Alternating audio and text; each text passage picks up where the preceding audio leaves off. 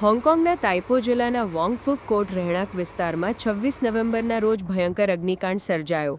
અહીં આવેલા 32 માળના 8 વિશાળ રહેણાંક ટાવરમાંથી 7 આગની ચપેટમાં આવી જતા 44 લોકો જીવતા જ સળગી ગયા હતા.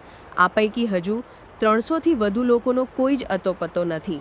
પ્રાથમિક અહેવાલો પ્રમાણે બિલ્ડિંગની બહારની દિવાલો પર સમારકામ માટેના વાંસના લાકડા બાંધેલા હોવાથી આગ વધુ વિકરાળ બની હતી.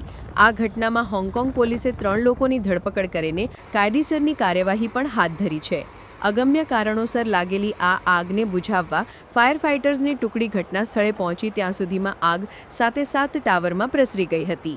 ઇમારતોની અંદરનું તાપમાન અત્યંત ઊંચું હોવાને કારણે અગ્નિશામક દળો ઇમારતની અંદર દાખલ નહોતા થઈ શક્યા, જેના લીધે ઉપરના માળ પર બચાવ કામગીરી હાથ ધરવી ખૂબ જ પડકારજનક સાબિત થઈ હતી. આગને નિયંત્રણમાં લેવા માટે કુલ 128 ફાયર ટ્રક, 57 એમ્બ્યુલન્સ અને લગભગ 400 પોલીસ અધિકારીઓને મોકલવામાં આવ્યા હતા. જો કે આગ હજુ સુધી સંપૂર્ણપણે કાબૂમાં ન આવતા તેને કાબૂમાં લેવાના પ્રયાસો હજુ પણ ચાલુ છે.